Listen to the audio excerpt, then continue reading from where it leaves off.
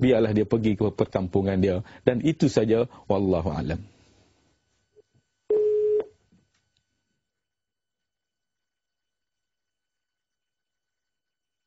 Okey. Dan kita bercakap sikit lagi sementara menunggu panggilan yang akan datang. Sidang menonton yang dirahmati Allah sekalian. Apabila kita membincangkan bab jin ini, banyak benda yang perlu kita tahu.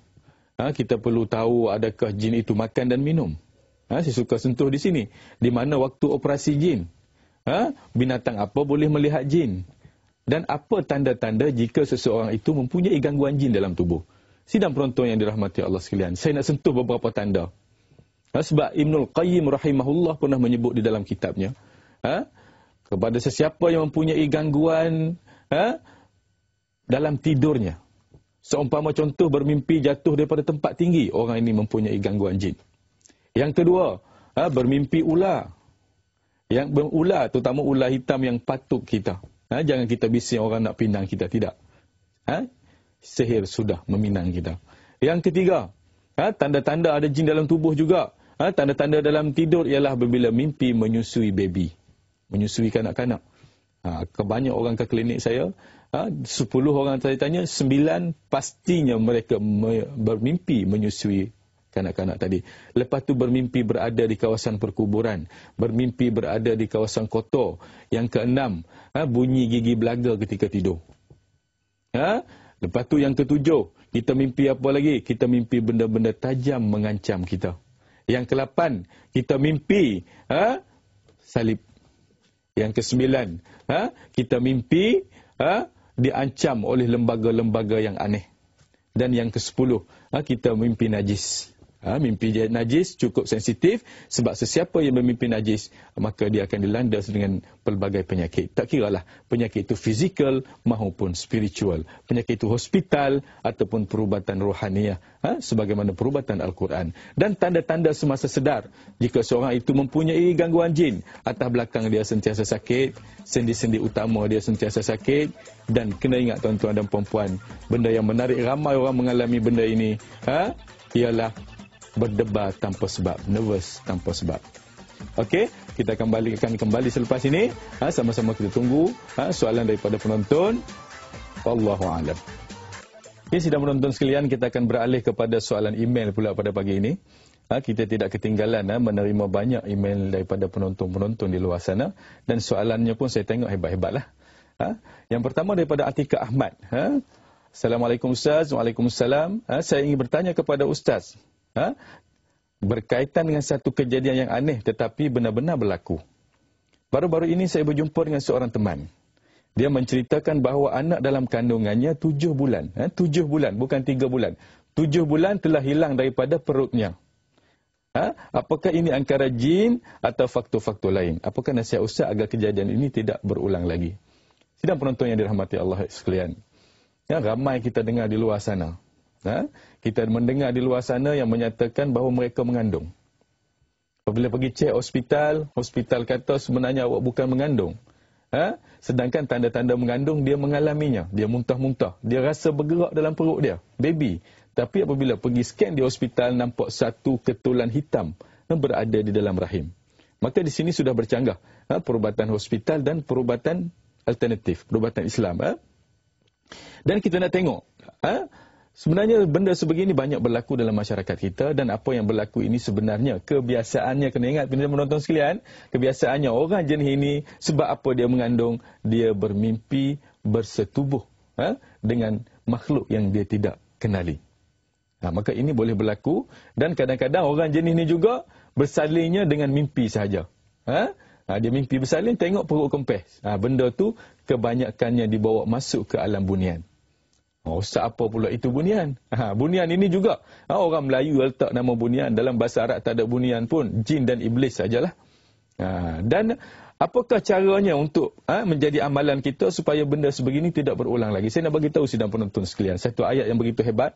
Sekiranya kita amal ayat ni, kita tidak bisa disetubuhi oleh jin semasa kita tidur. Sekiranya kita amal ayat ni, jin tak minat pun kat kita. Tak pandang kat kita walaupun kita cantik di pandangan mereka. Ingat tuan-tuan, satu ayat surah Ar-Rum ayat 21 yang berbunyi, wa min ayatihi an khalaqa lakum min أنفسكم أزواجا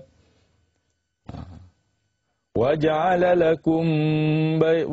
لكم مودة والرحمة إن في ذلك لآيات لقوم يتفكرون.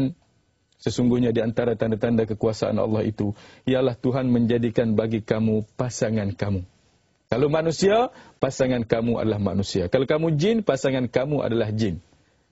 Dan yang demikian itu mempunyai tanda-tanda kebesaran Allah bagi orang-orang yang berfikir. Wa min ayatihi anna khalaqalakum min anfusikum azwajan litaskunu ilaiha. Ayat itu juga kita boleh guna.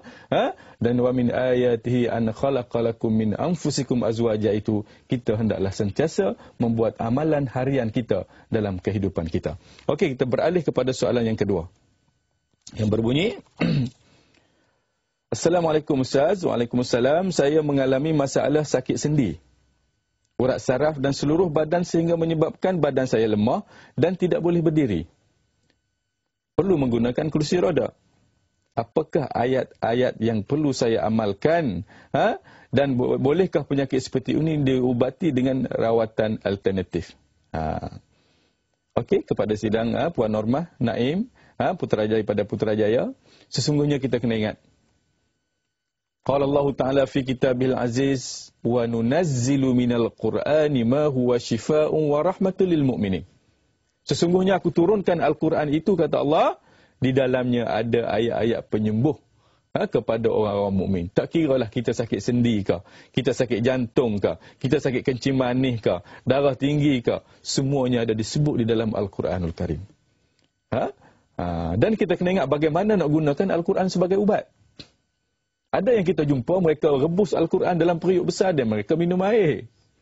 Ditanya kenapa? Wa nunazzilu minal Qur'ani ma huwa shifa'. Dia jawab selamba je kat kita, dia katakan Tuhan kata Al-Quran tu untuk ubat, maka kita buatlah macam kayu, kita rebus minum air. Ada yang kita jumpa. Ada yang kita jumpa juga, ambil ayat-ayat tertentu dalam Al-Quran, mereka bakar, mereka makan abu. Kononnya untuk menyebabkan penyakit. Salah. Dalam perubatan Islam, ayat Quran boleh dijampi pada air. Ayat mana kalau sakit sendi ni kita nak baca? Ayat mana kalau sakit sendi ni kita nak baca? Kita kena ingat. Dengan satu ayat Allah Subhanahu Wa Taala ada sebut di dalam Al-Quranul Karim. Dalam satu ayat Allah Subhanahu Wa Taala ada menyebut di dalam Al-Quranul Karim, iaitulah sidang penonton sekalian, ayat tersebut. Ayat tersebut kita baca satu ayat surah Al-Isra ayat 72. وَلَقَدْ كَرَّمْنَا بَنِي آدَمَ وَحَمَلْنَاهُمْ فِي الْبَرِّ وَالْبَحْرِ وَرَزَقْنَاهُمْ مِنَ الطَّيِّبَاتِ وَفَضَّلْنَاهُمْ عَلَى كَثِيرٍ مِّمَّنْ خَلَقْنَا تَفْضِيلًا. Sidang penonton sekalian, ayat itu adalah satu ayat yang hebat yang berada dalam surah Al-Isra. Ayat 72 kalau tak silap saya. Tuan-tuan balik rujuk tengok. Ayat ini jampi pada air, tiup pada air, sapukan tempat sendi-sendi yang sakit itu. Dan jangan lupa untuk kita minum air tersebut dengan niat kita nak buat penawar dengan menggunakan ayat suci Al-Quranul Karim.